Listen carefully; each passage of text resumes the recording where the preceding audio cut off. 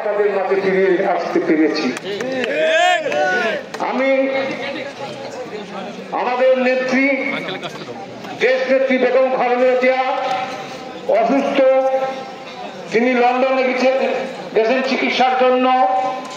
আমি তার সুস্বাস্থ্য কামনা করছি এবং সবাইকে বলবো আপনারা যেন তার জন্য দোয়া করবেন, সে যেন সম্পূর্ণ সুস্থ হয়ে এসে আমাদের মাঝে আসতে পারে।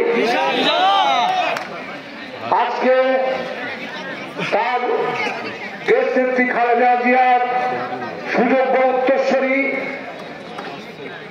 তারেক রহমান সাহেব আমাদেরকে এই মামলায় যখন রায় হয় হবার 2 দিন পরই আমাদের এই মামলার সমস্ত দায়িত্ব সে নিজ হাতে নিয়ে নেয় এবং বলে যে চিন্তা করতে মানা করবেন না, এই মামলার দায়িত্ব আমার।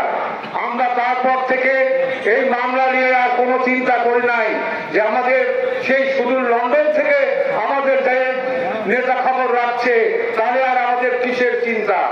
আমরা তার কাছে চিরকৃতজ্ঞ যে তিনি সুদূর লন্ডনে থেকে আমাদের এই মামলার চিন্তা করেছেন এবং শেষ মুহূর্ত পর্যন্ত সে জামিল ভাই আছে এখানে, সে বলেছে সে সুদূর লন্ডন থেকে বলে দিয়েছে যে এই মামলাটা একেবারে স্পেশাল ভাবে দেখার জন্য, কিন্তু অন্য কোনো মামলার সঙ্গে এই মামলা কোনো সংযুক্ত না হয়, যত দ্রুত সম্ভব এই মামলা থেকে আমাদেরকে বের করার জন্য।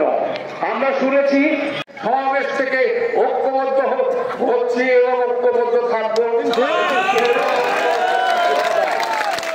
আজকে যারা আমাদের এই মামলার জন্য অক্লান্ত পরিশ্রম করেছে, আরিফ ভাই সহ, জামিল ভাই সহ, জুয়েল, ডাক্তার কায়সার কামাল সহ যারা আমাদের এই মামলার জন্য অক্লান্ত পরিশ্রম করেছে, তার জন্য আমি তাদের কাছে কৃতজ্ঞতা প্রকাশ করছি। এবং